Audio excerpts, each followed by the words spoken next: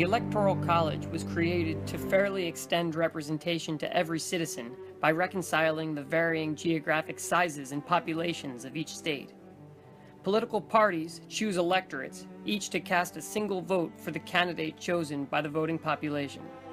As a consequence, there have been 4 occasions when fewer votes were cast for the president-elect than for his opponent. We've become accustomed to the arrangement despite an apparent inequity, as we recognize the wisdom of the founders and the complexity of the continuum. When the framers of the Constitution decided voting rights, women and people of African descent, and really anyone other than white landowning men, were thought to be incapable of making an informed decision and were consequently excluded from the process. However, this is not to say that the average white guy was trusted to directly choose the president either, and so the electors are consequently not constitutionally bound to choose the same candidate as their state. A petition urging electors to switch their vote to Clinton has already generated millions of signatures, but the initiative is bound to fail for 3 simple reasons. First, while 4 million signatures is impressive, 15 times that number essentially signed a petition to the contrary when they actually voted. Second, with the country divided, a Clinton presidency would be looked upon as stolen and illegitimate, causing further division and inevitable violence. If you're not willing to compromise at this point, you're being ridiculous. Finally, and perhaps most significantly, it remains important to respect the will and ideology of the Republican delegates who were diametrically opposed to Clinton's agenda and the very notion of her presidency. But they can abstain. Our forefathers insisted that the electors be unbound in order to protect the Union from tyranny in the event that the people are deceived by a con artist who lies to them 80% of the time. As it stands now, 21 electors would have to simply not vote. Any 21 abstentions from any region of the country driven by any ideological, moral, or economic reason would be sufficient to prevent the honored office of our president being turned over to incapable hands.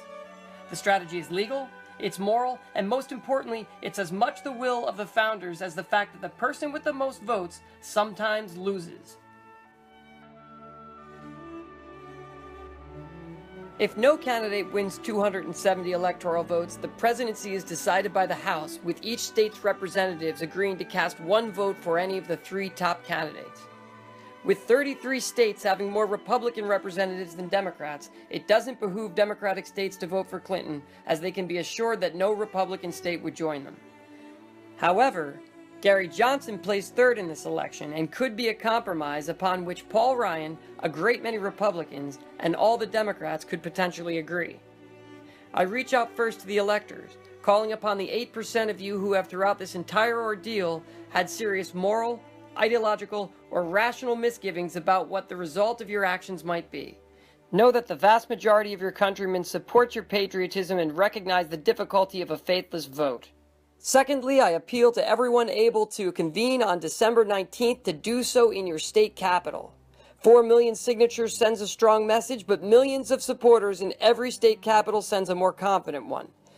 Go there not to protest the vote or the president-elect, but to support the brave men and women who find themselves in a position to protect our democracy with the weapons granted by the founders to be used in this time of most dire need.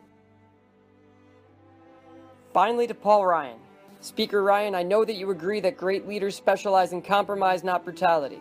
I believe strongly that you're faced with an unforeseen opportunity to begin the healing process and protect the country from the enormous threat which a great many of us from varied outlooks see as imminent.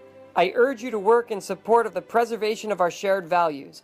Unite your party. Unite your Congress. Support those willing to move forward with a faithless vote and choose the only Republican in this year's presidential contest.